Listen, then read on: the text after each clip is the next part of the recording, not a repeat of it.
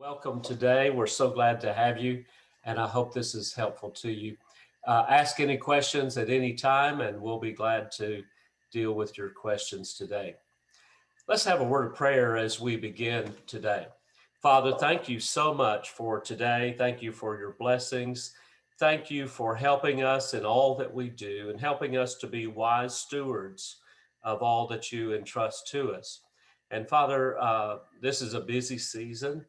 It's very busy as we finish up and all the deadlines and so many of the deadlines that we have that are January 31st.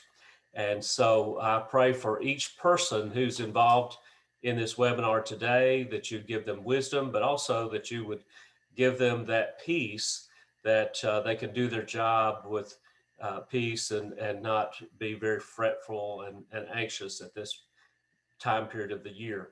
We ask your blessing on this time together and pray for it in Jesus' name. Amen. All right, we're going to be talking today primarily about unique tax rules to ministers, and we're going to be talking about the minister's housing allowance specifically. So first of all, those of you who are joining in right now, I want to call your attention to this resource, alsbaum.org/CCS, and then click on Administrator Resources. And that will be a link to a bunch of resources, some resources that I will refer to. These notes are in that website. You can find those there. And so anything that we can do to help, we try to provide it and try to make it easily available to you. I hope that you'll continue to follow us as we do one more tomorrow, and then as we go into our minister tax workshops next month. We'll be doing those by Zoom as well. We hope to get back to live meetings soon, and I love the live meeting. I prefer it to Zoom, but right now in this situation, this is the best thing for us to do. So let's get started. There are some key concepts, and so we need to understand those key concepts, and this is the most important thing for you to grasp today. First of all, ministers who serve a church have a dual tax status. That's the most important thing for us to know, because that makes everything different about a minister, this dual tax status. I think when Congress first started all of these things about the income tax, and in the earlier years of the income tax, they wanted to not tax the church. And so the minister is an employee for federal taxes, for our income tax, federal income tax, and of course state income tax, but we are self-employed for our Social Security taxes. And of course, if they had treated ministers like other employees, then the church would have to do FICA, and the church would be taxed, having to pay the other half of FICA taxes.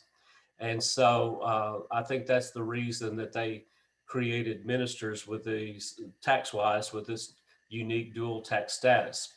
The church doesn't have to pay any taxes if they don't wish to or prefer not to, or perhaps for some kind of religious reason. And so they created it that way. Now, many times in the past, when all this started, often the minister and usually the pastor was the only employee of the church. And so they were able to create a system in which the church itself did not have to pay any taxes, but the minister did. And so we have this weird dual tax status, an employee for federal purposes, self-employed for Social Security purposes. That's one of the number one concepts that we in church finances need to understand. Now, the minister is an employee for other reasons too. For example, if you have workers' comp insurance, and most of us should have workers' comp insurance, even if we don't have 5 employees. But if you have workers' comp insurance, that minister is an employee that way too. So we are self-employed only for Social Security purposes. I've been dealing with that question for all the years that I've been here, And I'm still dealing with that question because it is kind of confusing. Number two, the minister for tax purposes is entitled to a housing allowance, and we're going to be talking about that today. Number three, the minister must pay his own self-employment tax. And so we have a tax benefit, the minister housing allowance, but we have a tax hit in that self-employment tax, and that it is both sides of Social Security and Medicare taxes. And so it is 15.3% instead of the 7.65%. So these are key concepts for today. Dual tax status. The minister is entitled to housing allowance. We're going to talk about who is a minister for tax purposes in a little bit. And then the minister must pay his own self-employment tax. All right. So we're going to talk right now about questions and answers about minister's housing allowance. And you can find this piece at guidestone.org/compensation planning. You can find it there. Guidestone has some wonderful materials about ministers and taxes and questions and answers, and they are very, very helpful to us. They are a great resource, and these are free materials. Very, very helpful to us. So that's the source that we're using. In a couple of weeks, we will have out the Minister Tax Guide. That resource is available for free, and it'll be on the Guidestone website. We'll put it on our website with a link to it. And so that resource is written by Richard Hammer, who is the nation's leading authority on ministers and church and tax. And so that's an extremely helpful resource to you. So first of all, what is the housing allowance? What is the housing allowance? And it is an exclusion from income. It's an exclusion from income, not a deduction. Now that sounds like the same thing, doesn't it? An exclusion from income or a deduction, it sounds like the same thing, but it's really not. So for example, it is excluded from specifically ministerial income. So for example, let's say a bivocational pastor who makes $15,000 from the church. And even if he wanted, let's say he wants all of it as housing allowance, $15,000. Let's say that he has housing expenses of $18,000 for that year. His payment and mortgage payment, his utilities, his furnishings, and all the expenses that he has, upkeep and maintenance. Let's say that that totaled $18,000, but he can't exclude 18. He can't deduct the difference. He can only exclude it from ministerial income. And in this case, he can only exclude 15,000. He can't exclude the 18,000 because he doesn't have money to exclude it from a ministerial source. He's bivocational, so he's got some other job or some other source of income. So it is an exclusion. Now, we've seen this in recent years with other things. For example, benefits are excluded from income. Benefits provided by your employer are excluded from income. But these days, there's a lot of benefits that if you pay for yourself out of your own pocket, a lot of times you can't deduct those anymore. So that's what we're talking about. It is an exclusion, not a deduction. You can only use church-related income, church income or church-related income, or denominational retirement income for housing allowance. If I'm an ordained minister, but I work at Walmart, I can't exclude any of that Walmart income as housing allowance. And so also, if I worked at Walmart, then for my work there at Walmart, I'm treated just like any other employee. I don't have this dual tax status for that. I'm an employee. They take out federal income tax. They take out FICA and match FICA and so forth. So this unusual thing is only from church or church-related income. And you can also do it with retirement income. It's excluded income from federal and state income tax. but it's not excluded from Social Security taxes. And specifically, since we are self-employed for Social Security, we have to pay what's called self-employment tax. Self-employment tax. And that is the full 15.3% on all of our income. And our income, in the case of self-employment tax, it includes both salary and housing. Now, for federal, I'm only taxed on salary, not housing. But for self-employment tax, I'm taxed on both salary and housing. So who is eligible? It is the person who is ordained, licensed, or commissioned. Ordained, licensed, or commissioned, who also conducts religious worship, who administers the ordinances, management responsibilities in the church, and considered to be a religious leader by the church. Number one is required. So if I did 2 through 5, but I'm not ordained or licensed, then I can't take advantage of the housing allowance. I'm not a minister for tax purposes. But it is, and also it is a balance test. So I don't have to do all of these. Now, a pastor is going to do all of those, but say, for example, a youth minister. Is the youth minister ordained? Yes or no? Now, if the answer is no, he's not ordained, not licensed, you can stop right there. But the person is ordained, licensed, or commissioned, and commissioned refers to missionaries. So in our discussion today, we're going to be talking about ordained or licensed.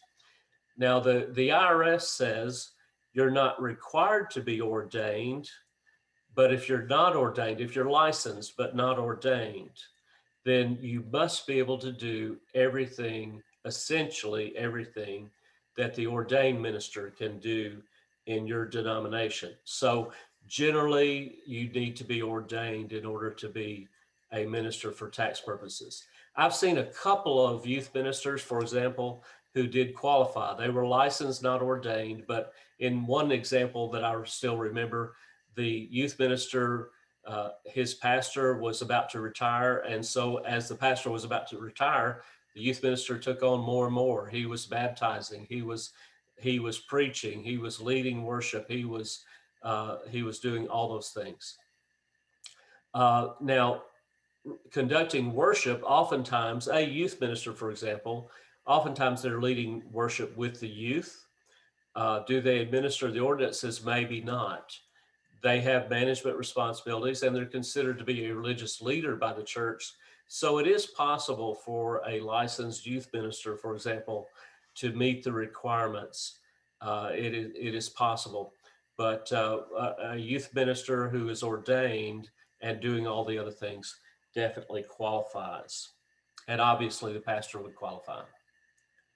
So what is the church's responsibility in all of this? Number one, the church's responsibility is to designate the amount prior to paying the minister. The church designates the amount.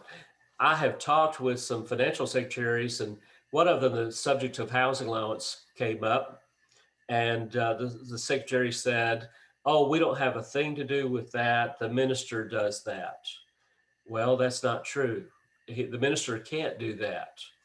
It is a church designated housing allowance. So we're going to talk about the steps and how that's done, but it's not done by the minister. It's requested by the minister. So we should be reviewing it annually. Now, we could do a wording, and that's number 3 here, to record it as set until changed by official church action. So that's the safety net wording that we want to use, so that we will have a housing allowance, even if we forget to set it for the new year, or if we're just late setting it for the new year, we still have last year's amount.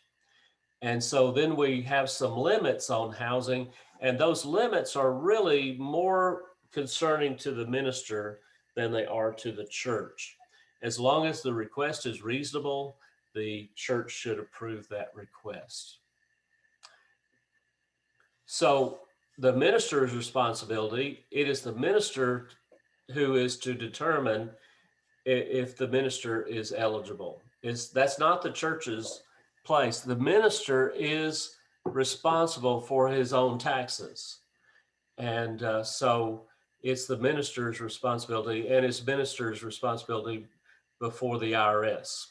So the minister's responsibility is determine eligibility. Second, to understand the limits and the rules, and we'll talk about limits in just a moment, and to present an estimate to the church and to maintain the records to substantiate every housing expense. So need to be keeping those receipts and doing that so that you have those records of housing expense. And then report as income any excess. So if I ask for $18,000 as housing allowance and I only spent $15,000 one year, then I would report the $3,000 difference as excess housing allowance and report it as income for federal income tax purposes and state income tax purposes. And then I have to pay the self-employment tax. That's my responsibility that I need to do, to fill out that form and include it with my taxes. So the expenses that are eligible as housing allowance, remember I showed you guidestone.org/compensation planning. And that is a wonderful resource. And one of the primary resources there is the compensation planning guide. And there is a form to fill out for a request for minister housing allowance. And that's the exact same form that we use at the State Board of Missions. And it has on it down payment, the payment, including principal and interest and taxes and insurance, utilities, furnishings, repairs, maintenance, remodeling, homeowners association dues, anything to provide the home is included in that list. And so you'll find that list. That's a good form to use. Now, down payment. What if I had a $50,000 down payment? Can I count that? Well, it would count as housing expenses, but you are going to be limited. And so we'll look at those limits in just a moment. So these are the things that you can include as eligible housing expenses. Now, does the church need proof of all that? No. Do I need to report to the church that I spent $17,923.20? No. You just use the housing allowance as an estimate and you report the difference, any difference, to the IRS. Now, if I ask for $18,000, but I spent $19,000, I'm just out of luck on that other $1,000. I can't go back and change it retroactively. I've got to do the housing allowance that we set. Now, it can be changed during the year, but it cannot be changed retroactively. So here are your eligible expenses. These are expenses not eligible for housing. And so food and domestic help are not included as housing allowance. Those things that you provide for yourself, like cleaning products for yourself and shampoo and that sort of thing. You actually could include cleaning products for the home, like some kind of floor product or Windex or something like that you could include. You would have to keep up with those receipts, but you could include things to clean the home. But so excluded food and domestic help. Excluded is also a second home. Housing allowance is available for only the principal residence. And that was determined by a court case a few years ago. It was a man who actually had a vacation home.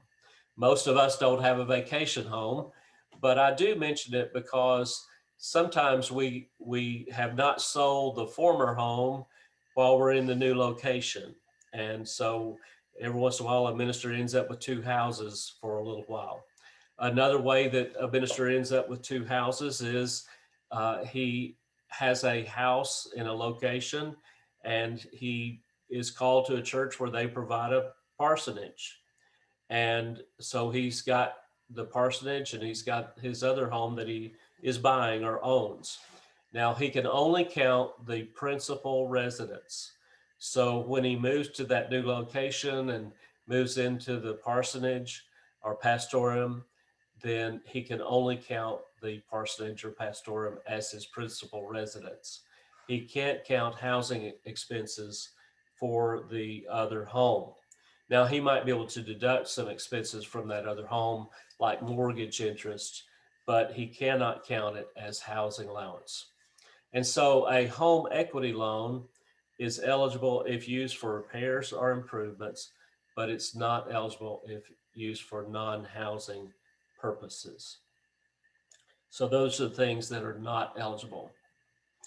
Now, before we get into this one, I'm going to stop my screen sharing and look at the Q&A. So here we go. Got some great questions. Reggie Quimby asked, once your mortgage is paid off, what are the options available for the housing allowance deduction? That's a great question, Reggie. In fact, we're going to be talking about that because many ministers have some questions. When their mortgage is paid off or when they retire, ministers think that things work differently, and they really don't.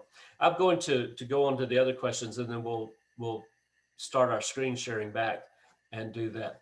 Okay, Patty says, if we have a bivocational youth and children's pastor making an estimated $3,000 to $10,000 a year, can the church set it all as housing allowance? And the answer to that question is yes. If it fits the situation, the minister may request 100% as housing allowance, and you may do that. Now, I would suggest that they have some money as taxable so that they can put money into their church retirement plan. And there's some extra benefits that go with the church retirement plan. But the answer to the question, though, may they have 100% as housing allowance? Yes, it may be, as long as it fits the situation. And then, can housing still be set aside if the home is paid off? And the answer to that question is yes.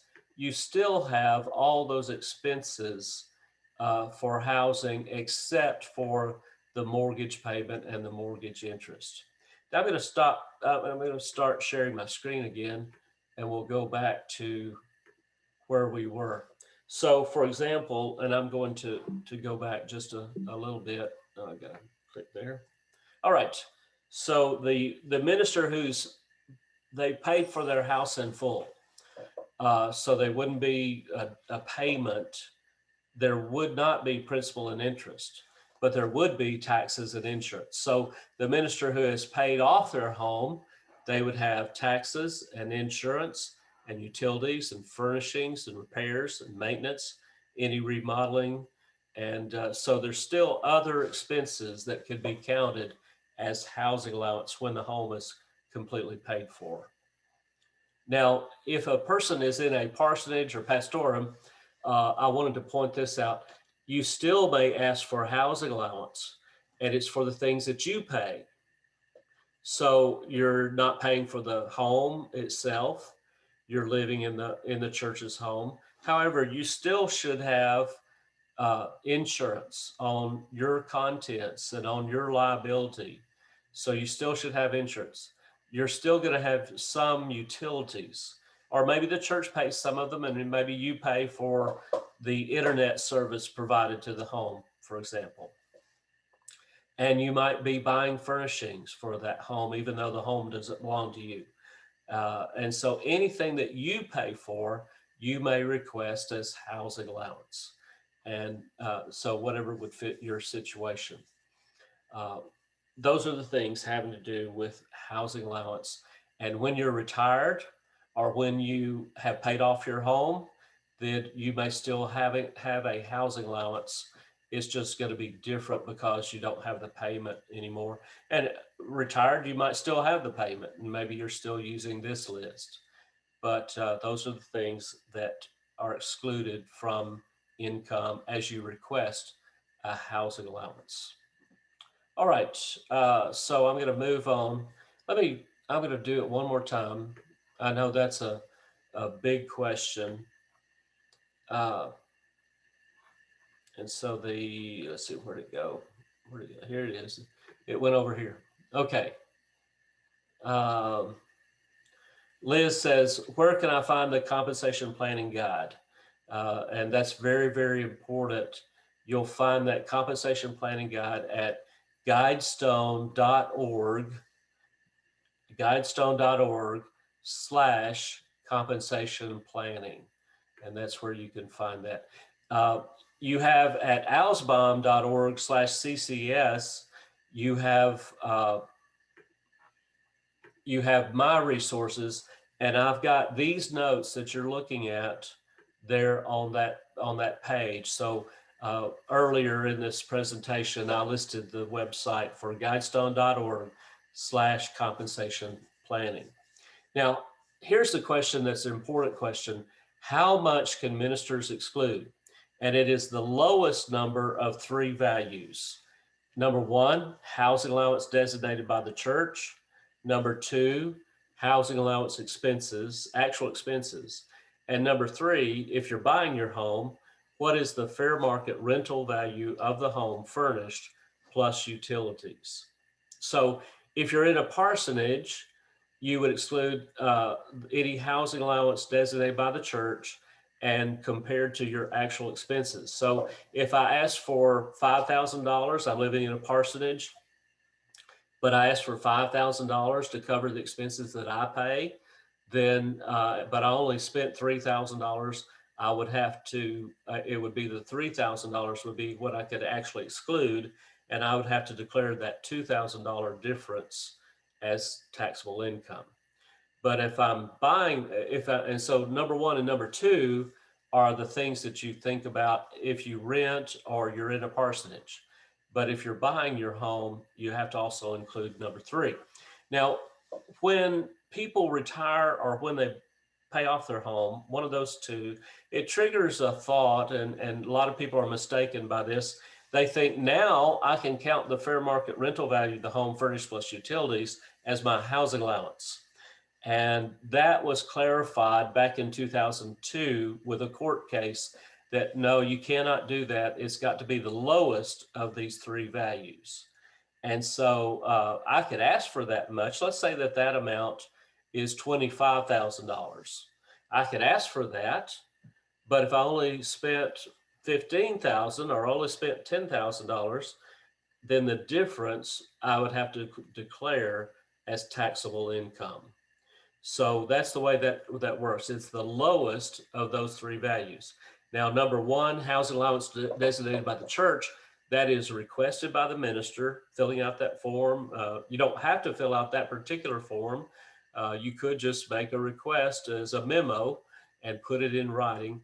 But we like to use that form. We use that form at State Board of Admissions for all of our ministers. And so it is at tax time, it is the lowest of these 3 values.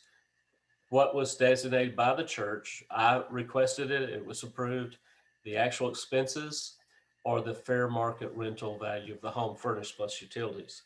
What are the lowest of those 3? So I said just a moment ago, what about down payment? What about a down payment of $50,000 on buying a home? Well, you could include that as housing expenses, but I'm probably only going to be able to count some of it because this number 3 number, the fair market rental value of the home furnished plus utilities. Let's go back to my example. What if I asked for $25,000? What if I asked for $50,000, but the rental value of the home was only $25,000? Then that would be all that I would be able to exclude from income. Is there a percentage limit or a dollar limit? No, it's whatever fits your situation. And you know, that goes back to 2 things. Number 1, many of our bivocational pastors do ask for 100% as housing allowance. The average bivocational pastor in Alabama makes about $19,000. There's tremendous range there, but that's about the average. So there's no percentage limit. And then there's no dollar limit because of an interesting, I heard in a tax session led by a tax attorney, he said that he gave an example of a rabbi in Manhattan And you know, that's extremely, extremely expensive real estate. And his synagogue, he is in Manhattan. He must walk to church, but he's only allowed a certain number of steps. And so that causes him to live in some very, very expensive real estate. And so there's no dollar limit and there's no percentage limit. It's whatever fits your situation. And of course, it has to be coming from ministerial income. And that's where it comes. We even have a Southern Baptist example of that from years past. Uh, if any of you have ever been to Charleston, South Carolina, that is a beautiful, beautiful city. And down near the water, there are some beautiful, beautiful old homes that have been refurbished in recent years, and they're just absolutely gorgeous. Uh, First Baptist of Charleston used to have a parsonage that was in that area. And the parsonage was provided by the church to that pastor. And a recent pastor in recent years said, I don't feel right about this. And I would like for the church to sell this home because the home was valued at over $1 billion. And that pastor recommended that they sell it. But you know what else about that expensive home? He had to pay self-employment tax on the rental value of that home. So we do have not just a rabbi, but we do have a Southern Baptist example of how the housing allowance works. And so after that, and that was a wise recommendation by that pastor. And then after that, pastors were able to have a housing allowance and to purchase their own home if they wish to in that church. So it is the lowest of these three values. And it's the lowest of those three values, whether you're during your career, whether you have your house paid off or not, or whether you're in retirement, it works the same way. And we get really confused by that, thinking that it works differently after paying off the house or after retirement, but it doesn't work differently. It works the same. All right. Now, so if I'm in a parsonage or renting a home, it would be the amount designated by the church and the actual expenses. Now, if you are in a parsonage, be sure to include the rental value of the parsonage in the calculation of self-employment tax. And of course, that hit that pastor in past years, that hit that pastor of First Baptist Charleston in a very hard way for many years. Okay, is the housing allowance counted for self-employment tax? Yes, but also is the parsonage counted for self-employment tax? The answer is yes. So for example, if a pastor was paid $40,000 plus the use of a parsonage, and let's say that would rent for $10,000 a year, I'm just making that number up. And let's say he asked for $5,000 to pay for things that he was responsible to pay for. So now he has a $35,000 salary, and that's the part that he would pay federal income tax on. But for self-employment tax, he would pay self-employment tax on $35,000 plus the $5,000 housing allowance plus the rental value of the house and utilities that the church paid, and say that's 10,000, then he would be counting all of that for self-employment tax. And in my example, he would be paying self-employment tax on the full $50,000. Are bivocational ministers eligible? Yes, they are, and on their church income. So if I have two jobs, I have a secular job and church income, then I could have housing allowance on my church income. And many of those bivocational ministers make from $15,000 to $20,000, and it might perfectly well fit to have 100% as housing allowance. But again, I would recommend that they have some to go into their church retirement plan and have some taxable income. Just from a pure tax-wise standpoint, putting money into the church retirement plan is even more tax advantage than putting money into a housing allowance. So on the housing allowance, I'm not paying federal income tax, but I am paying self-employment tax. On money that I put into my church retirement plan, I can tax defer that money. I put it in the traditional way. And so that saves me on taxes now. It saves me on federal income tax, on Alabama income tax, and it saves me on the self-employment tax. And then that money can grow. And then sometime in the future, when I really do retire, I can take that money out, some of it, or even up to all of it, as a tax-free housing allowance. So the church retirement plan contribution is even more tax advantage than the housing allowance.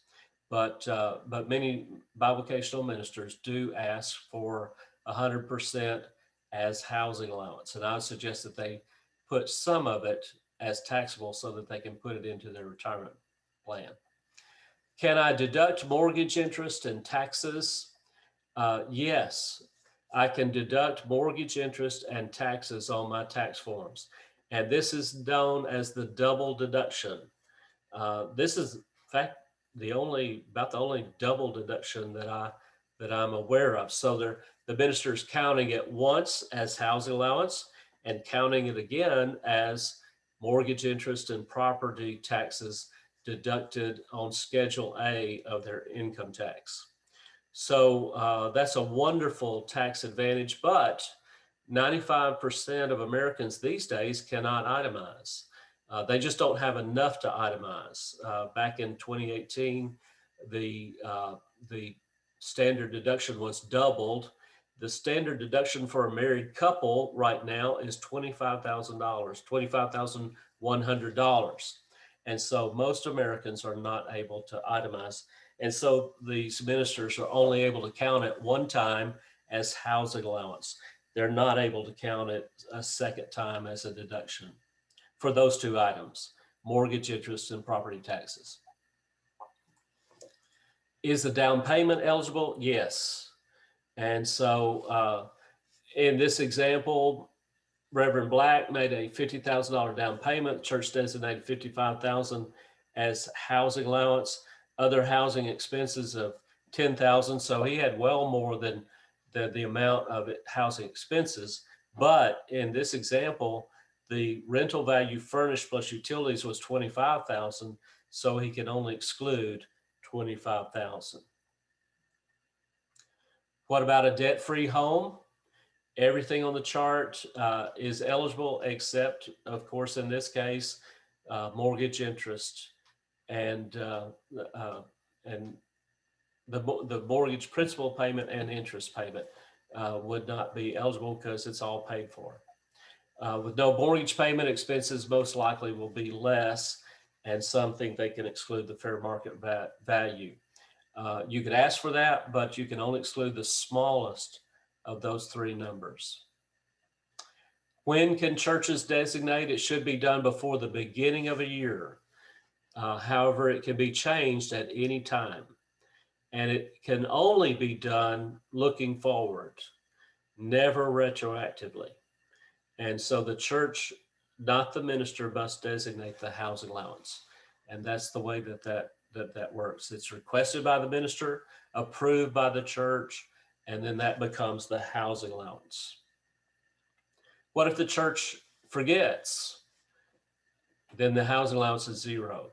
And I've talked to some small churches, and I'll almost always ask them the question of a very small church, do you provide housing allowance for your minister? And some of them tell me no. I say, well, why not? That's so easy. All you have to do is have the minister request it and y'all approve it, and that becomes the housing allowance.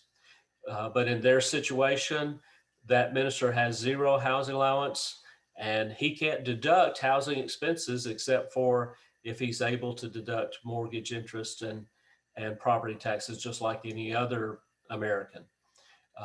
But these days, of course, many ministers don't have enough to do itemized deductions. So the church can change that amount at any time and can change it from 0 to a housing allowance that's requested by the pastor. So we need to do this, and we can also use that safety net wording. That safety net wording says this housing allowance is in effect for now and all future years until changed. And I think that pastor search committees can do a great service to a prospective pastor by, when they make the proposal to the church, including the housing allowance in the proposal, the final proposal to the church. And, they would ask that prospective minister, we're going to bring you in view of a call, and they could ask that minister to give them a figure for housing allowance. And then they could put that in the final proposal that's voted on by the church of housing allowance. And they could use the safety net wording. This housing allowance is in effect from now and all future years until changed. I've known of some pastors who had a discussion with the search committee, but it never was actually officially done by anybody, by an official committee of the church, or the church in voting on it, or voting on a budget that showed housing allowance. It's got to be done in some way in writing. And so we use that safety net wording for the current year and all future years until changed. This safety net language should not be viewed as a substitute for designating housing allowance, but you should use the safety net wording. It's very helpful to you. Is there a limit? It can be even 100% of income, but remember the rules. Even if 100% is appropriate, the minister should have some taxable so that he can participate in the church retirement plan through Guidestone. You have to have taxable income to be able to participate in any retirement plan. And so that would be very helpful to that minister. What if the designation exceeds the expenses? Then the minister is responsible to report the excess as taxable income. I'm going to stop sharing for just a moment, and I'm going to go back to the question and answer. And I think we have perhaps some more. Okay. Yeah, we dealt with that one. All right. Can housing still be set aside if the home is paid off? And that one is true. You still can do that. All right.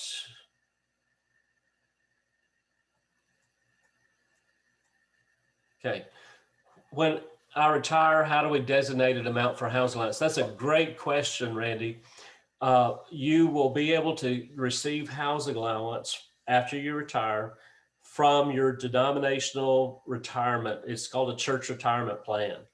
It is actually a 403b9, and your 403b9 is your church retirement plan through Guidestone. That is the almost the only answer. Now, a church could provide a plan that would include you after retirement, but that would be extremely difficult to do. That it would involve a lot of legal hassle, and the Guidestone is the best answer. And that's the way that you want to do that. And so Guidestone, when you sign up to begin to receive your retirement benefits, one of the questions in the application for your retirement benefits is how much do you want for housing allowance? And you can designate a dollar figure, or you can designate a percentage figure. And you set it, Guidestone approves your housing allowance, and they are the ones that do that. You can change your housing allowance with Guidestone. They have a form to fill out if you ever want to change your housing allowance. But that's how you designate your amount for housing during your retirement years. That's a great question, Randy. Thank you so much. All right. And let's see, okay, Barbara.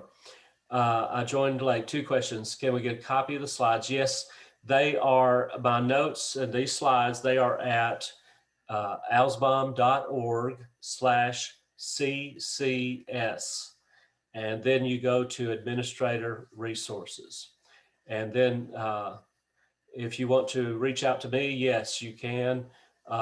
My number is on all of these different resources that we've got at alsbond.org/CCS. I've got in several places my cell phone number, which is 334-549-1383. And so I'll be glad to help at any time. Let's see if there's others. All right, whoops.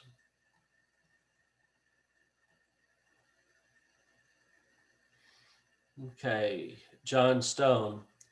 How is the housing allowance reported on the W-2? That's a great question. I'm going to show you later on a sample copy of what a minister's W-2 should look like. And housing allowance is not required to be on the W-2. It's not required to. Now, when the church does not put it on the W-2, then we would recommend that the church give you a memo. Let's say you have on your W-2 $40,000 salary, and then they give you a memo that says for 2020, you received $15,000 in housing allowance. And so they would give that to you, and that would help you to prepare for your SE tax. Got a question over here. Okay, about, and I think this is an interesting, it wasn't really a question, but it's an interesting situation. My housing expenses in California were over $50,000 while living in California. Now I'm in Kentucky, my expenses are about 20. And so is a $50,000 housing allowance appropriate? And that was not actually a question asked, but I think that it's an interesting thought. You could request it, but it's not likely that you'll be spending that much here in Alabama. And so I'm going to go back to my screen sharing. And so what house would rent for $50,000 a year in Alabama? Not very many of them. And not very many of them in which we as ministers live. So you're going to eventually be limited to those three questions and the fair market rental value furnished plus utilities. You know, in the houses that we live in, they're probably not going to rent for that much.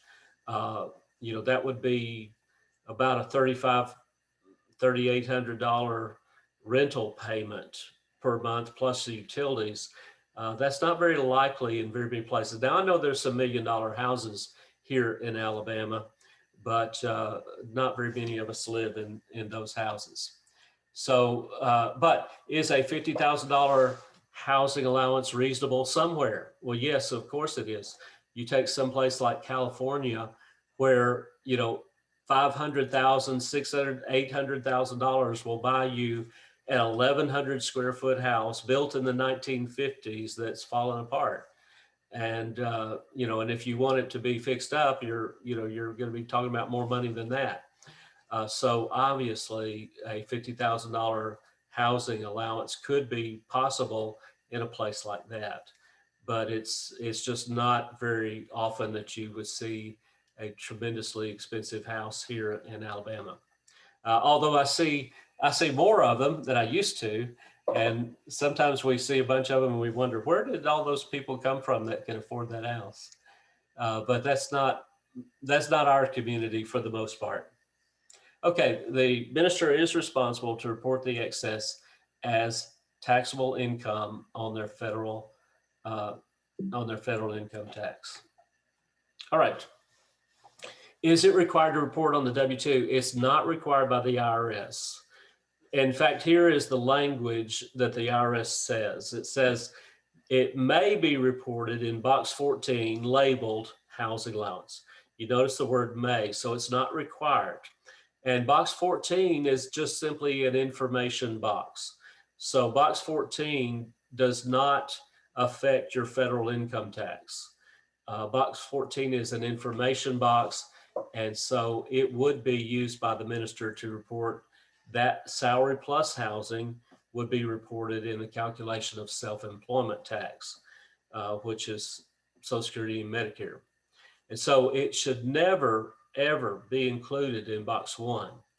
If your church mistakenly puts housing allowance in box 1, then you're going to have to do a corrected W-2. That minister, remember, that minister cannot just simply deduct it. That minister cannot change what's on the W-2. The minister would just have to come back to you and ask for a corrected W-2.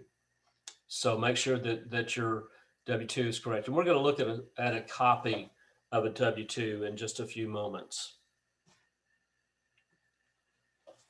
What about retired ministers? The church retirement plan, such as Guidestone, can designate housing allowance. It is a special church retirement plan called a 403b-9. The rules are the same as when you were working. And now this is a really neat tax thing that we don't think about until we start to receive it. But now retirement income is not subject to self-employment tax. Self-employment tax is when you're working, when you're serving a church. And so during retirement, you're only going to pay federal income tax on any salary type income, not from your retirement, but you're not going to pay any kind of income tax or SE tax on the part that's designated housing allowance during those retirement years. Now, let's say that I still do some supply preaching, or I'm an interim. And so that is income from working, and that income would be subject to self-employment tax, but my retirement income would not be. Do the retired ministers pay self-employment tax? Not on their retirement income, but they would on any other thing like supply preaching. Now, one thing that is confusing is, when am I really retired? So retirement, the IRS says that you can take housing allowance from your denominational provider when you retire, but they don't define what retirement means. So there's been some discussion about, well, perhaps you could still be doing supply preaching. Maybe you could be doing brief interims and still be considered retired. But if I am serving in a bivocational role rather than a full-time role, that's not retirement. And I'll just tell you, I've been retired for about a year and a half, but I'm still working 3 days a week serving the State Board of Missions. And so I take my housing allowance not from Guidestone, but I take my housing allowance from the State Board of Missions because I'm still working, even though part-time. So when you are serving a church, or in my case, State Board of Missions, then you should take your housing allowance from that church as long as you are serving that church. And then when you fully retire, or you're getting down to where you're only doing some supply preaching, that would be the point at which you could list Guidestone retirement income as housing allowance. And of course, let's say that I'm semi-retired and I begin to take my Guidestone retirement, but I'm still serving a church. Well, then I would not put retirement housing allowance on that application form. Then later, when I do fully retire, then I could ask for my retirement income to be housing allowance at that time, and Guidestone has a form for that. Now, can my surviving spouse receive housing allowance? And the answer to that is no. And they are not the minister, and so they cannot receive housing allowance. Only a minister can receive housing allowance. However, I will tell you that I've had a few of these cases. IMB missionaries are both commissioned, and so the spouse in that case could receive housing allowance. They are in that case, they are both ministerial employees of the IMB. Now, is it reported for a retired minister? It's shown at the bottom of copy C of the 1099-R. And so it is shown so that you'll be able to know how much it was, but it's not included as taxable income. All right, I'm going to stop and we're going to deal with some questions. Then we're going to come back to this one. I'm going to pause my screen sharing for just a moment and go back to the question and answer. All right.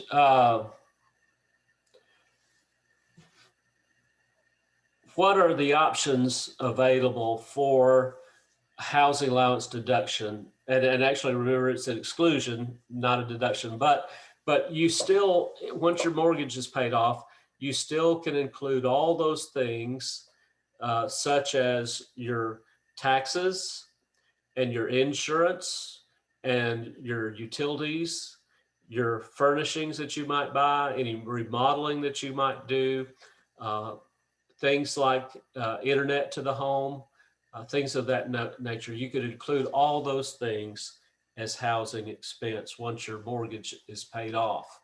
And so you still have a fair number of things. And Reggie, I don't know what y'all are, but I know that that my wife will be able to think about things that she wants to do to the house. So I'll still have plenty of housing expenses as she wants to fix it up and all that sort of stuff. Now, fair market rental value of your home. Now, this one is tricky, and I'm glad that you asked that, Reggie. How do you determine that? And so the easy way to do that is to find a real estate friend, and a real estate agent who is familiar with the rental value market, and maybe they are involved with some rental homes. And so that rental value, the person could say, well, yes, I'm familiar with that area, and I'm familiar with the homes that are in your area, and with your square footage, it would probably rent for X number of dollars a month. And then you're going to say, well, how much would it rent for furnished? And that agent's going to say, I don't know. The ones I deal with are empty. But y'all could talk about a guesstimate about what it would cost. Let's say that in an area that the house would rent for $1,000, and maybe it might rent for furnished $1,500, $1,700 a month. I know of one discussion where some administrators were saying, well, I just call up the rental place, furniture rental place, and say, how much would it cost me to rent a whole house full of furniture? And I think that's really stretching it to do that, because if you had a home that was fully furnished, you wouldn't pay that much to be able to rent that house. So I think going to a real estate agent and just having them give you their best guess as being experienced in that area and familiar with the area. All right, that's a great question. And I think another thing that is sort of a ballpark, if we were, let's say that a house, I'm going to use the term, the number $100,000. I'm just using that because if it's a $200,000 house, you can multiply it by 2 and so forth. But let's just use 100,000. I could buy that house. Let's say that the interest rate is 3% right now, which is less than that right now. So 3%, it would cost me $3,000 in interest the first year, and so that would only be $3,000 divided by 12 would be less than 300. It'd be $250 a month in interest per 100,000, and then I would probably add some for the payment. Let's say $350 a month plus taxes and insurance. I mean, even if you got it way up to $500, that's a cheap payment. but you could probably rent that house for maybe $700-800. And then renting it furnished might be somewhere around $1,200. And I'm just making these up. All of that's going to be determined by your location. Remember, in real estate, it's location, location, location. But that would be a way that you might get an idea, kind of an idea of what it might be. And so somewhere around 1% of the home's value per month. 1% of 100,000 would be $1,000 a month. Just somewhere in that ballpark. Somewhere in that ballpark, I think would be a fair rental value of your home furnished. And so then you'd add to that the utilities. So the best way is to go to a real estate agent. All right. If we have bivocational youth children's pastor making, can we set it all as housing allowance? And yes, you can. Let me see. Let me move on down and see if there's some others. Okay. All right.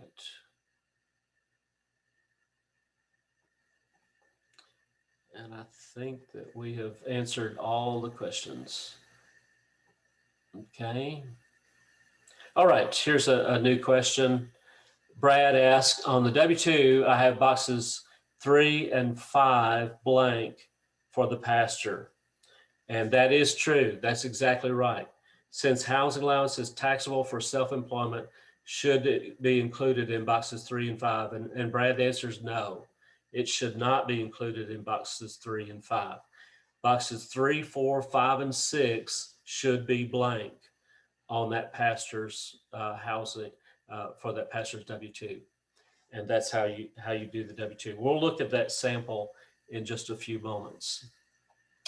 And I think that is all the questions for right now. Okay. Now, okay, we're still talking over here about, okay. All right, and I'll check that after that. Okay, I'm going to go back to screen sharing, and here we are.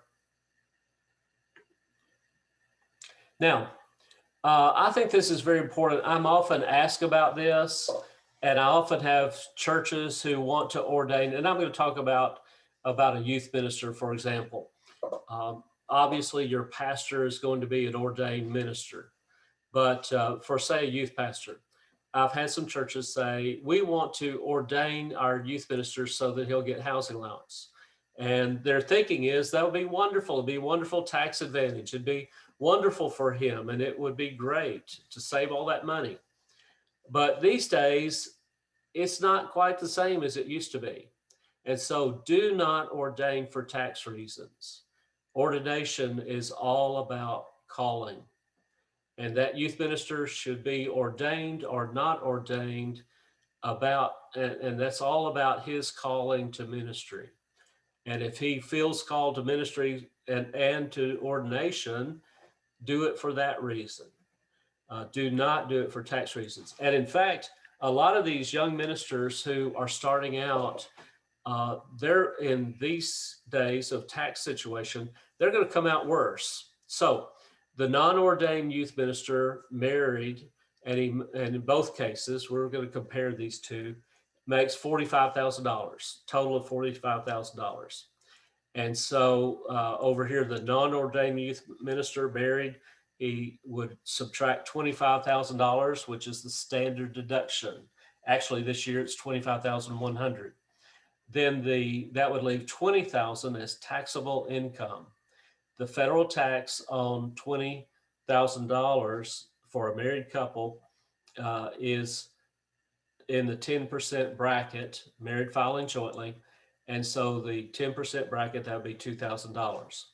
Then his portion of FICA, you would take the 45,000 times 7.65%, you'd get $3,442.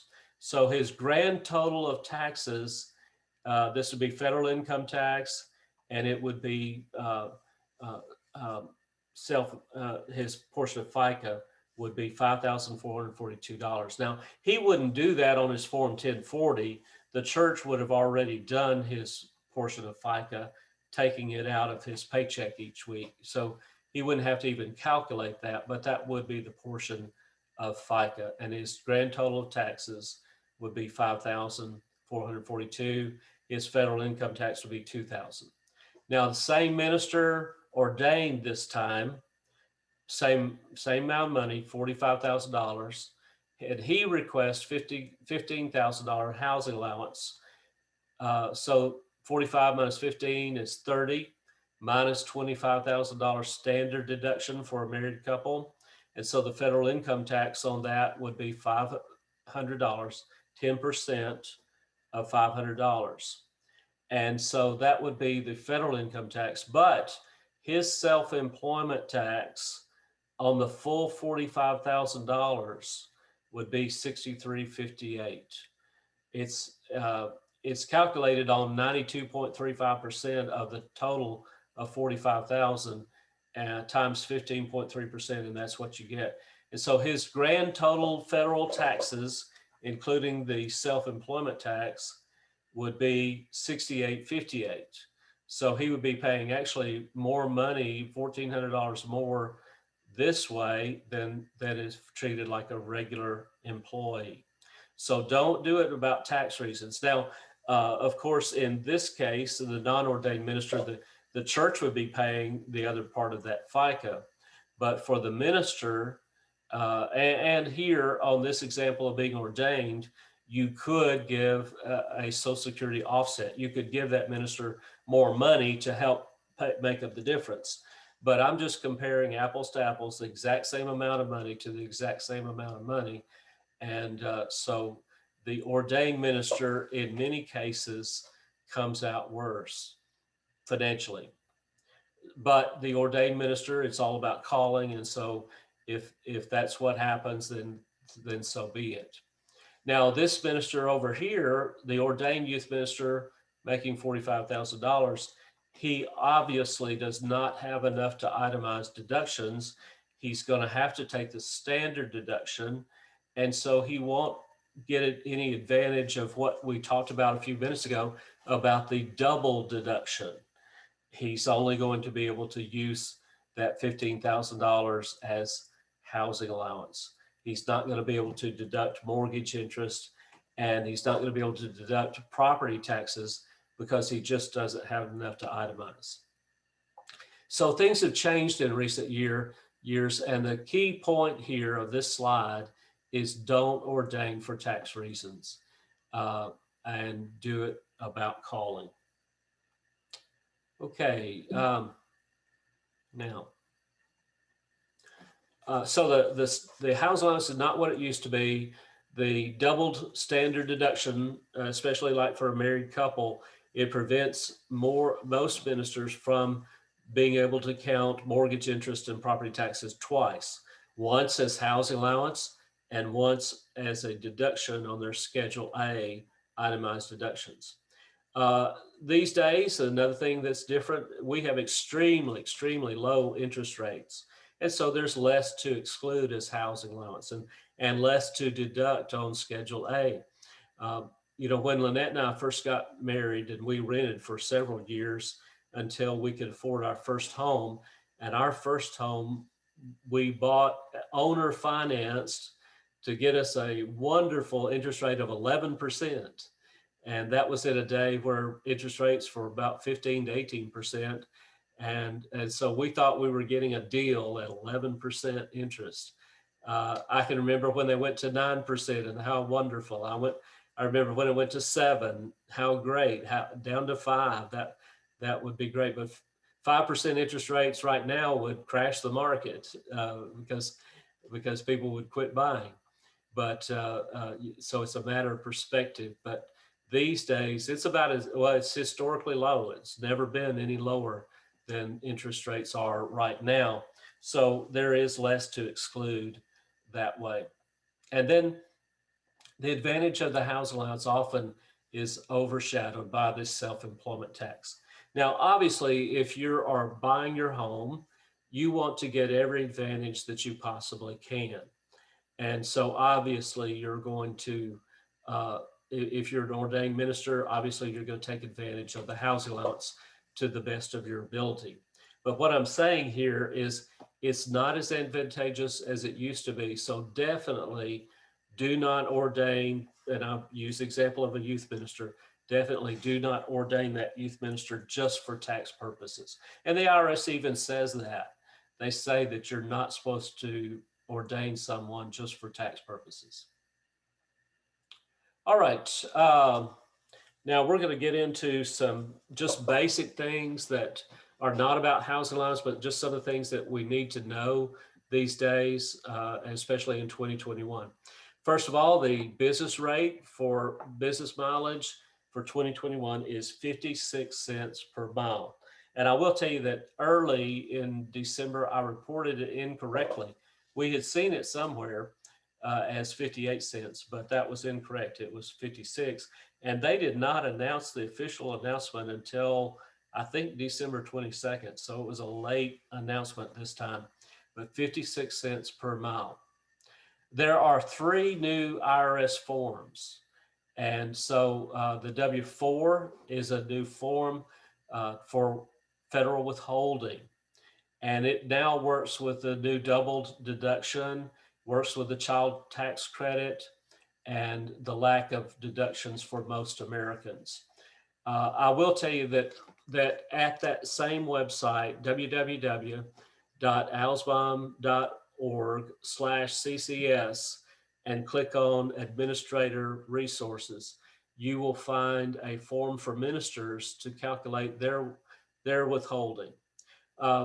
Let's take my example of the ordained minister that I used just a moment ago. Makes $45,000, asks for $15,000 housing allowance, and let's just go back to that form just real quick. Here it is. Okay, so makes $45,000, asks for $15,000 housing allowance, and so that's going to make his taxable income $30,000, less the standard deduction of $25,000. So taxable is going to be $5,000, which is $500 in income tax. But he's going to owe $6,800 as self-employment tax. So he could ask for, say, $7,300, $7,500 taken out as federal income tax. Now, you can't do FICA on an ordained minister, but he could ask for that divided by the number of paychecks taken out as federal income tax. The other way he could do it, he could take $7,500, somewhere in that range, and divide it by 4.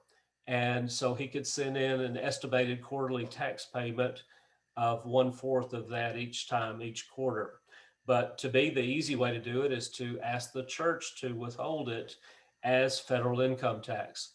They would send it in as they send in the 941, and perhaps the church has to make monthly deposits, or if it's a very small church, maybe they just do it once a quarter.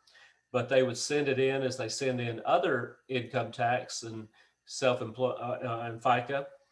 They would send in the amount of money as federal income tax, and then when you do your Form 1040, it all works out there. So I do have at the website, I have a form for a minister to calculate their self-employment tax and their federal income tax, so that you could have that amount either sent in as a quarterly estimate, or you could have that amount sent in as federal income tax withholding from your church. And I will tell you that form is slightly high. There is a 10% tax bracket. So the first tax bracket, really, and it's not talked about, but your standard deduction, the first tax bracket is 0. That first $25,000 for a married couple is not taxed at all. Then the second, and I'm going to use just some round numbers here, about the second $20,000 for a married couple is taxed at 10%. And then the third group is there's another amount taxed at 12%. And so for a minister with a housing allowance, they could make about, say, $115,000 family income before they would get into the 22% tax bracket. So I used 12%, skipped 10 and went on to 12. The two are similar.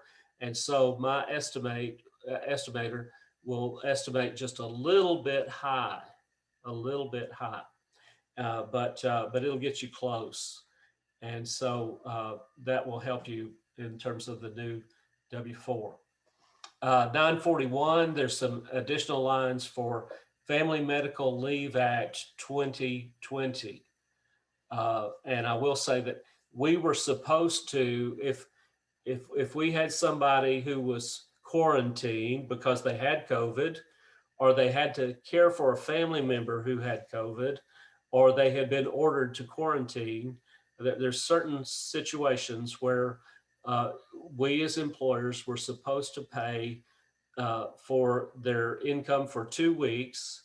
And then beyond that, up to 10 additional weeks at a certain percentage of their pay. I think it's 2/3, I believe. And we were supposed to do that. And then on our 941 form, you can claim that amount that you paid that employee for Family Medical Leave Act 2020, and you would get some of that money back. So this is additional. The 941 form, that's the only thing really that amounts to much in terms of different. If you took those lines out, it looked just like it did last year. Now for 2021, you're not required to do the Family Medical Leave Act 2020. It expired at the end of 2020. However, you may voluntarily do it. If you have somebody who has COVID and they miss work, if you have somebody who is caring for a family member who has COVID, or there has been an order to quarantine, or if a child of yours, their school or daycare has been closed due to COVID, then you are supposed to pay them, and then you can claim that as a credit onto your 941, so that it'll help you financially. The government is wanting people to. There's really two goals of this. One goal is to keep people employed and keep them receiving their paychecks so that the economy keeps going and people are able to live. And then the other goal of this is that if somebody does get sick, that they won't be tempted to come into work sick, and that they will stay home. And so this payment is intended to help people to stay home if they need to be home.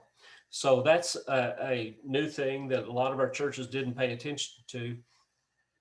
You were supposed to do it in 2020 to pay that person 2 weeks, and then a additional 10 weeks possibly at a reduced pay, and then claim it on your 941. And again, for 2021, you're not required to do that, but you may voluntarily do it, and you would be able to claim it on your 941 still for 2021. Another new form is the 1099 NEC, non-employee compensation. Do not use the 1099 miscellaneous. The 1099 miscellaneous doesn't even have non-employee compensation on it anymore. But the 1099 miscellaneous had a lot of boxes on it, and there were some boxes that sometimes people would get mixed up about. And so the 1099 NEC, which is the most common form that a church would use for a person who does some work for you, but they're not your employee. And so it's the 1099 NEC, non-employee compensation. And that's new for 2020, and those people that you paid in 2020, that is the form that you should be using as you report it this month, 1099 NEC. And so for each employee, now that was talking about a non-employee, 1099 NEC. But for employees, you need these 4 forms: W-4 form, which is federal withholding; Alabama withholding, which is an A4; and I-9 immigration form. And then if they're a brand new employee, those three are just on file. And then number 4 and 5, you would only do those for a brand new employee. One is E-Verify, which is required by Alabama law. And then the NH1, which is a now Alabama new hire form, and that's required by Alabama as well. So those 4 forms are needed plus E-Verify, and that would be on a minister also. Now for the minister, the W-4 form, they could just calculate how much their withholding needs to be. And down there in box 4, you could add an amount of additional withholding to do what I described just a few moments ago about you withhold extra federal withholding so that when you do your 1040 form, that it all comes out okay. The new W-4 form, now this would be primarily for a non-minister. And so your other employees at the church, now your minister is still going to use that form, but they should put some extra withholding in box 4 to help have enough withheld.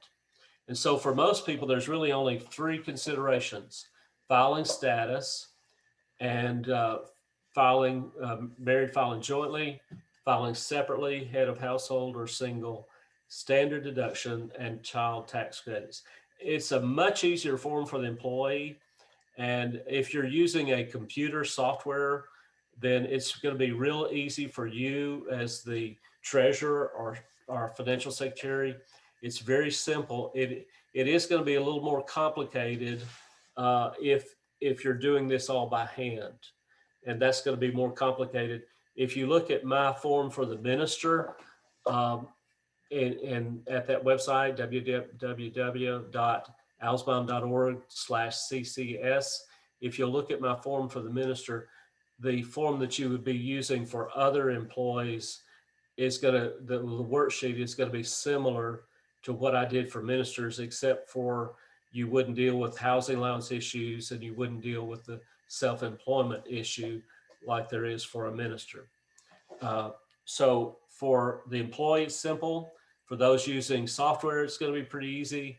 And then for those doing it by hand, it's not going to be so easy. So there's 5 steps. Step 1, personal information and filing status, like married filing jointly. And then step 2 is an extremely important step. You check the box, and this is the easy answer in step 2. If there are multiple jobs in the home, this could be that both husband and wife work. It could be one spouse has 2 jobs. If there's multiple jobs in the home, you check that box. And so what it does is, I told you that the standard deduction for a married couple is about $25,000. So the first $25,000 won't be taxed. And so if that box is not checked, then the W-4 form is assuming that this is the only job in the home. If it's married filing jointly, that it's going to claim the full $25,000. Or with the box checked, then it will only claim about $12,500 as being not taxed, and then taxed beyond that. So it's a claim. It's the form is thinking that you have more jobs or that you're single. So getting this wrong will cause a severe underpayment of taxes.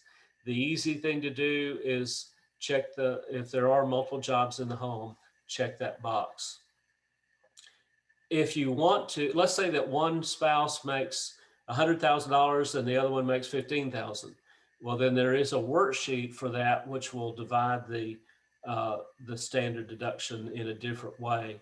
But the easy answer is just check that box if there are multiple jobs in the home. Then there is a $2,000 child tax credit. Now this is last year, 2020, $2,000 child tax credit for each child under age 17. Now for 2021, that might change. The child tax credit might be more. The child tax credit might include age 17 instead of being only under age 17. There's different proposals out there, but those are only proposals at this time. And so we're talking about W-4 for the information that we have right now. And this is the way it stands so far. Then step 4, you can have additional withholding if you wish to. Step 5, sign and date.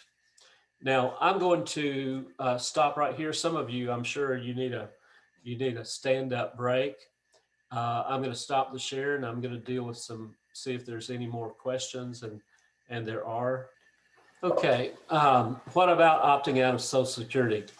I'll tell you, David, you should go to guidestone.org and type in the search box opting out of Social Security. If you don't find it there, email me and I'll find the link and send it to you. This is an important question. What about opting out of Social Security?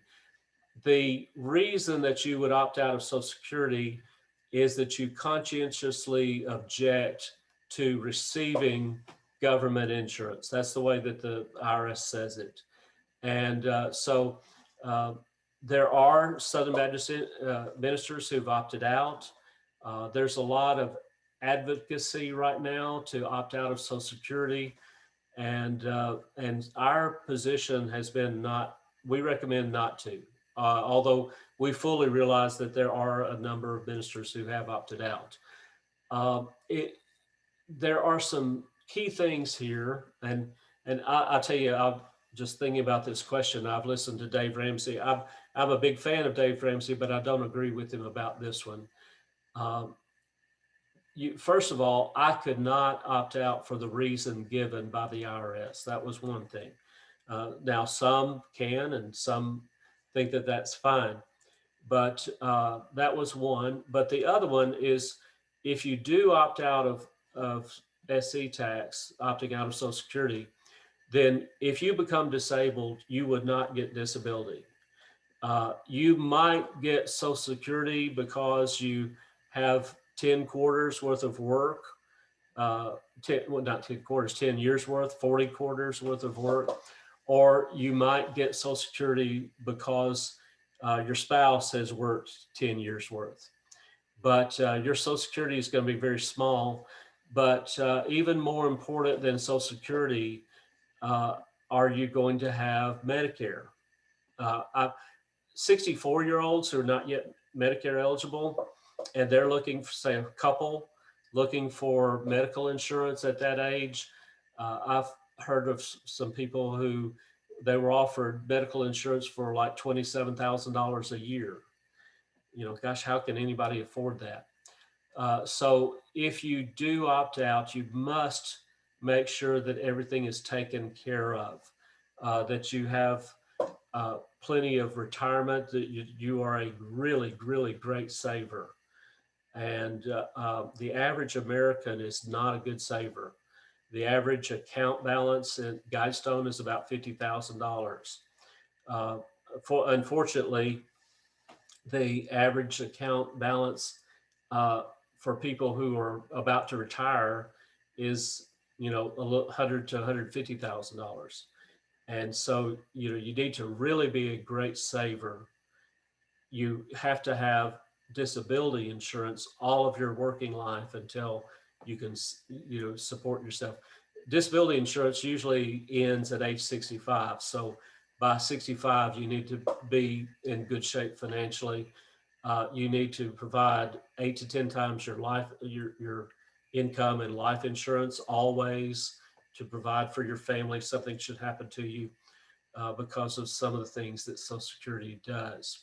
Now, I know the advice, but yet most ministers and most Americans are really not very good savers. And so you need to have that money. I know we have a lot of people and a lot of ministers who are going to live primarily on Social Security alone because they just don't have enough saved. And that's going to actually be a problem, not just for ministers, but in our country. So, but look at the Guidestone website. They have a very, very excellent piece about why we should not opt out of Social Security. Now, the other thing is that you can only opt out during your first 2 years of ministerial service. So if you are considering it, there's a short time window in order to do that. But if you'd like to talk with me more, give me a call. And but that's kind of a basic answer on the idea of opting out of Social Security. And just sadly, most Americans are not good enough savers to be that well prepared. Okay, Michael Brooks, our student pastor, was ordained a deacon years ago before calling to church ministry. Does the IRS quibble over his ordination, though, as a deacon? Yes, the IRS would quibble over that. They would not allow that, as we're talking about ordained, and it is something that we've done by tradition, but the form that we used to use, and I guess it's still being used, we used to get it from Lifeway, and it says ordained to the gospel ministry. And then, of course, that same kind of form that we used to get from Lifeway about deacon ordination it would say that we were ordaining a deacon, and it would be a different kind of description. Now, those are not any kind of official kind of form that the Southern Baptist Convention puts out there as this is the official document. You could make up your own if you wanted to, but that's the one that we've traditionally used through the years. And it's the one that says ordained to the gospel ministry. That's the one that we're talking about. That is the process, more important than the form. That's the process that we're talking about. So your church would need to ordain that student pastor as ordained to the gospel ministry. And that's what the IRS would be talking about. That's a great question, Mike. I appreciate that question a lot. All right, so let's go on down. And all right, Anita. Don't know why it's going back to, there we go. Social Security offset. Okay, good question, Anita. I appreciate that. Social Security offset is an additional amount of money provided to the minister so that it helps him to pay his Social Security taxes. So, for example, let's take an example of $50,000, and that's youth ministry for example. If for the youth minister himself, if he's not ordained, he would be paying about $3,800 in Social Security taxes out of his pocket, and the other $3,800 would come from the church. If he's ordained, he's going to be paying both halves of that. If he makes $50,000 total, then he'd be paying about $7,500 in Social Security tax, self-employment tax. So many churches will say, and this is the thinking behind the Social Security offset, you are our employee. And for all other employees who are not ordained, we've got to pay half of their Social Security tax, and it's called FICA. But since we can't do that on you, we're going to give that money to you. And so typically a church will have the Social Security offset set at 7.65%. That's typical. Now, you don't have to. You can do anything you want to. I've heard of some churches who paid that minister 9% because the Social Security offset itself is taxable. So we're going to give you even more than the 7.65% to help you with those taxes. But it's anything that you wanted to do, but it's typically 7.65% given to the minister to help with their taxes. And so that's the way that works. It's a great benefit, and it's really, really well for you to do that as a church. So I think that'll be very helpful to you. Okay, I think that's all the questions right now. We're going to go back and finish up on a few things. Some of you may want to take a final stand-up break, and I am going to keep going to finish these things. But if you need to stand up, if you need to move around, that's fine. And we're about to get started back. Okay, right. Checked out. I was just looking over in the chat section. Okay, and Jeffrey says, I opted out first year of ministry, and I'm now getting Social Security at age 64 because I had 10 years of paying in, and I will get Medicare. So that is good. That is good. But it's good that you're going to have Social Security and Medicare. There are some situations where a person is called to ministry, and ministry is all they ever do. And even if they get married, they marry somebody who does not work for 10 years worth of work. And then in that particular situation, they would not have Social Security and would not have Medicare. And you can actually purchase Medicare if you are in that situation, but it's very expensive to do. I don't really see how a retired couple would do it. I do know of some ministers who are in their early 60s and they're doing some part-time work somewhere else because they don't have a 10 years worth of work in having Social Security. And so they're working part-time somewhere to get that done so that they will have Social Security and Medicare. All right, I'm going to go back to sharing my screen and we'll finish up some things. Now, here's where you can find that form, Estimated Tax for Ministers. Find it at alsbaum.org/CCS. And that's where you'll find a lot of the resources that I've talked about today. Click on Administrator Resources, and one of them is 2021 Estimated Tax for Ministers. And it, like I said earlier, it will be a little bit high, but it will be helpful to you. All right, another thing that is brand new is there's new stimulus for December. Now, notice that I'm saying December. There's some things that are probably coming in the next month or so, so you'll have to watch for the additional things coming out. There is a $600 stimulus check, or it's probably electronically deposited into your bank account per adult, and an income up to $75,000 for a single, or up to $150,000 per couple. And so it was $600 each. There's a proposal out there for an additional $1,400, and we'll see what Congress does with that in the coming weeks. There are new unemployment benefits, an extra $300 per unemployment and person for up to 11 weeks. And so it's not the extra $600 as it was late spring and early summer, but it is an extra $300 in this round. And there is a new round of PPP loan for small businesses, and churches do qualify, and then it can qualify for loan forgiveness.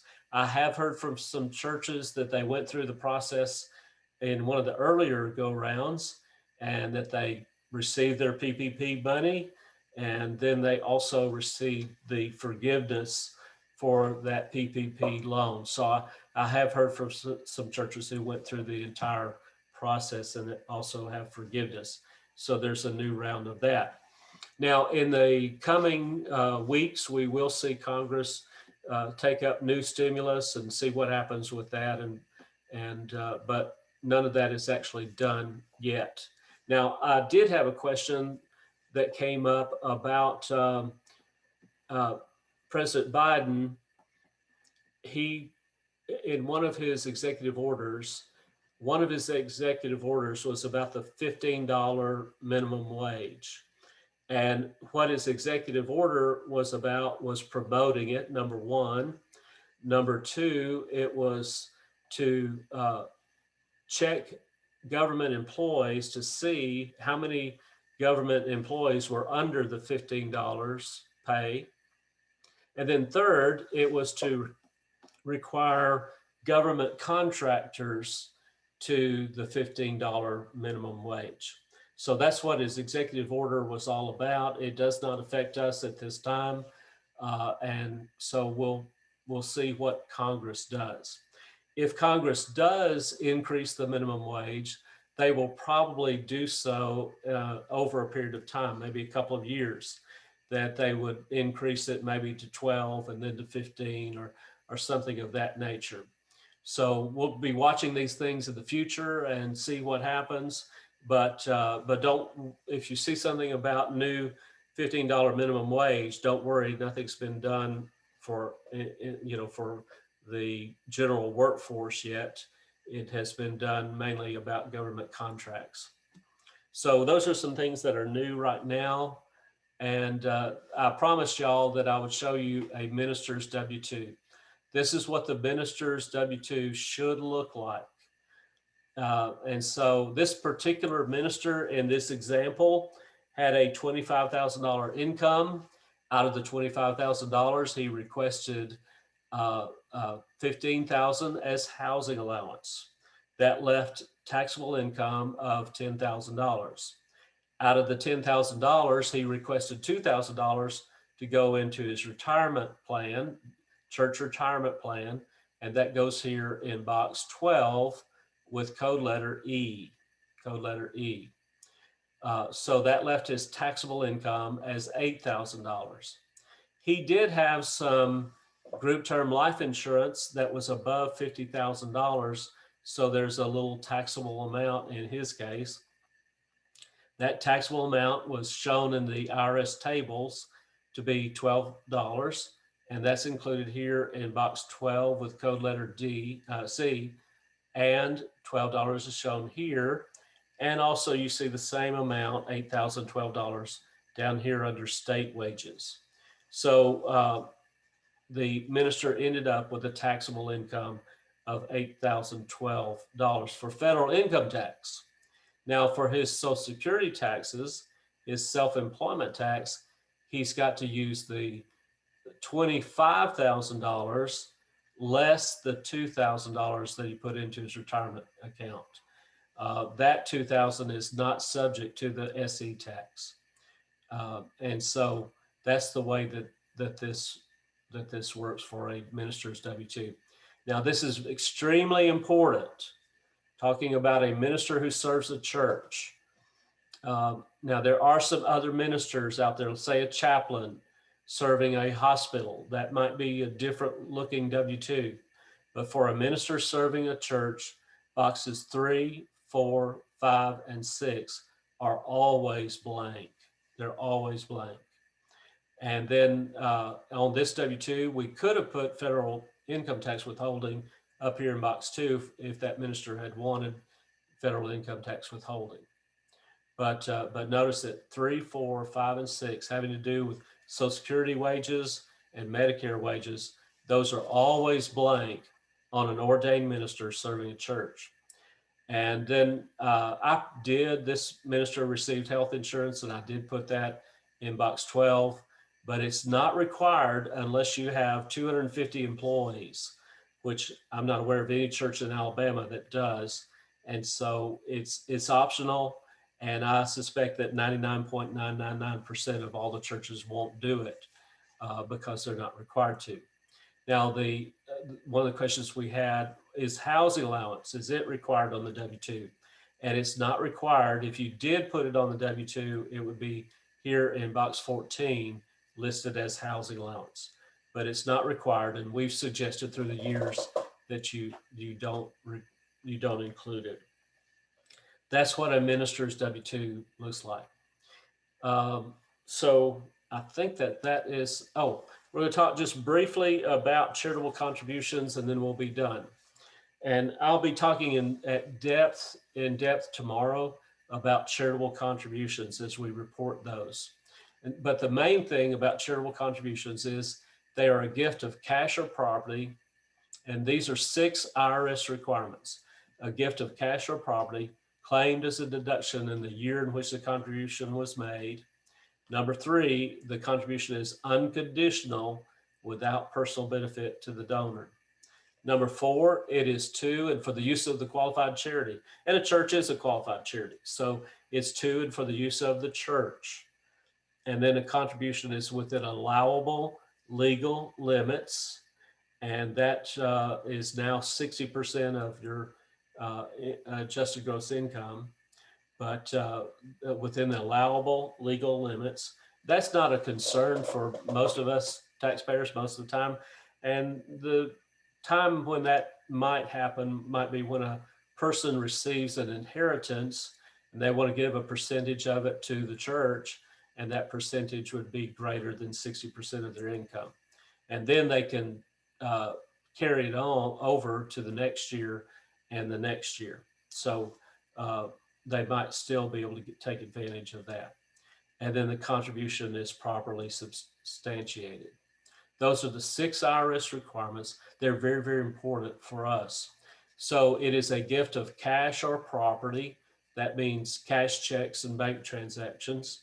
It could be even a credit card transaction or something of that nature. Property would be any non-cash. It is recorded separately from the cash gifts. Time and labor are not deductible. So it's got to be under church control, and any designated gift must be to a pre-approved fund. That's the only way we can do designations, is that the church first approved it. You cannot designate to an individual.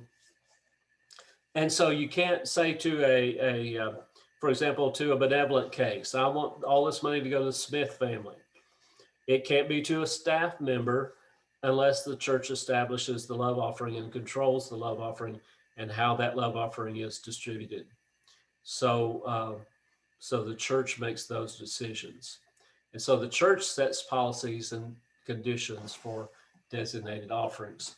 These are the things about offerings. I'm just going to go briefly to a couple of things about substantiation, and then we'll talk in depth about this tomorrow. Less than $250, the IRS will accept a canceled check or receipt or letter from the church. But if it's $250 or more, the IRS will only accept a receipt from the church. They could have all their canceled checks that are $250 or more, but the IRS would still require that receipt from the church, that statement from the church. And then it must say, and I want to say this because I want y'all to double check your statements that are going out, right about now.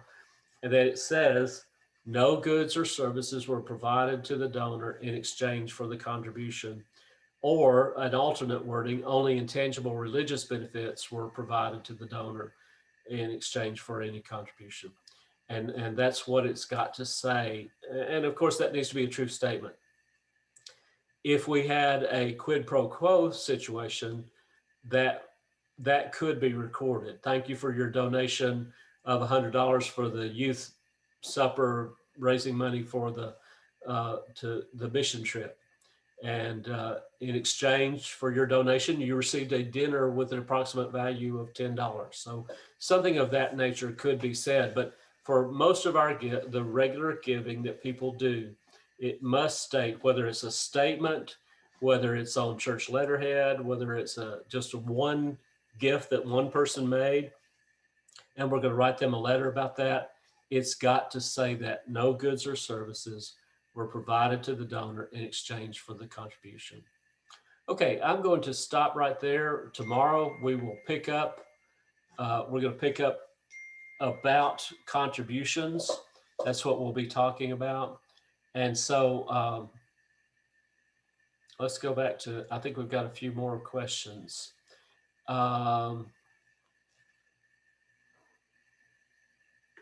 talked about that one. Do that when it's done. Okay, done. I hear, okay, Michael, I hear the legislature is going to consider making stimulus not taxable. What about the federal government?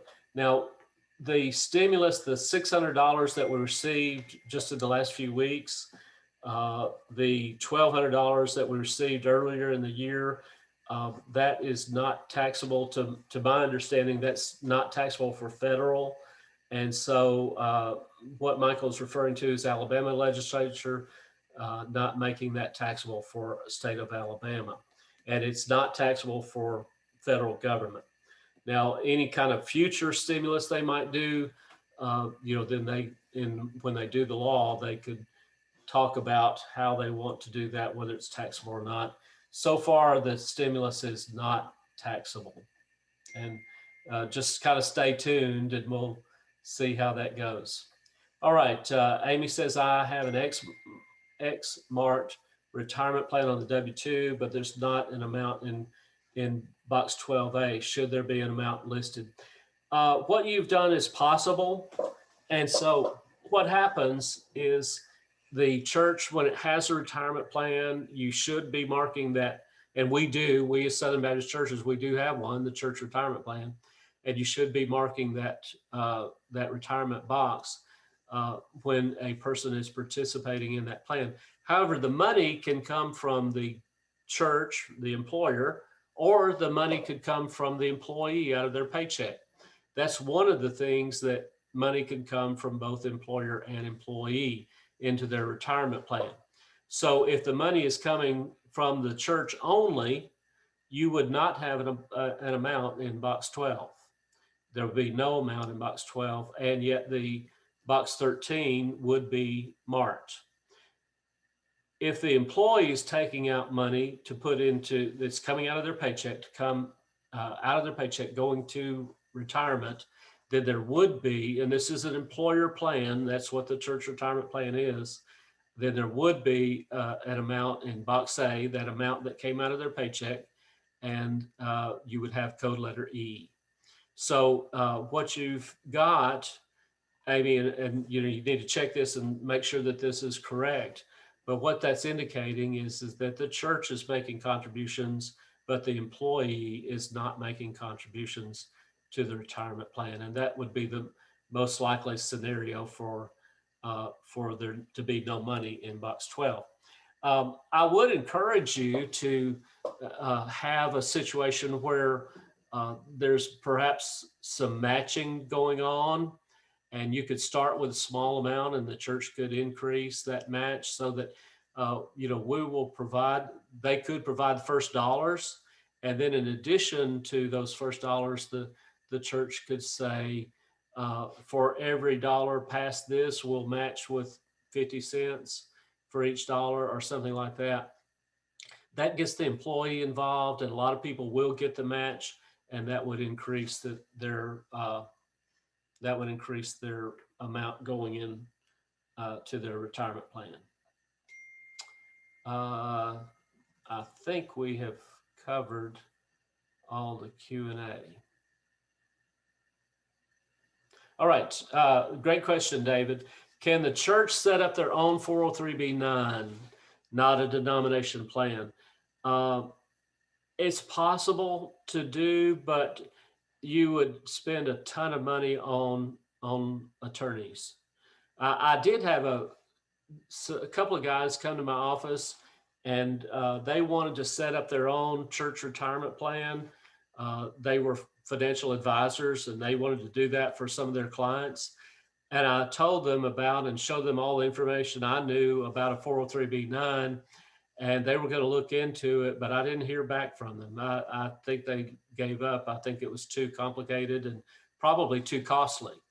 So for a church that's a Southern Baptist church, they would want to be in the Guidestone Church Retirement Plan. There is not a cost to that church, and that's amazing. I told y'all that I listened to Dave Ramsey a lot. He talked about that their retirement plan at his work, which they've got thousands of employees, it cost him, just thousands and thousands of dollars each year to maintain a employer retirement plan. And so the Guidestone retirement plan is done for us.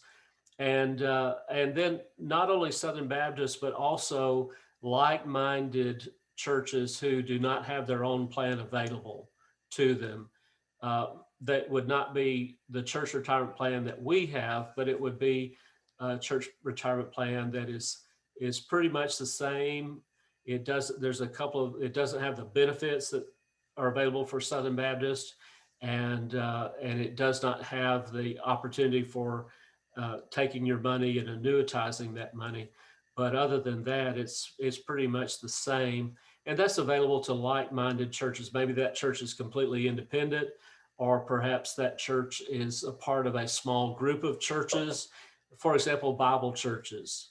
That would be one example of a group of churches that might qualify for being involved at Guidestone. And I think it's a wonderful benefit.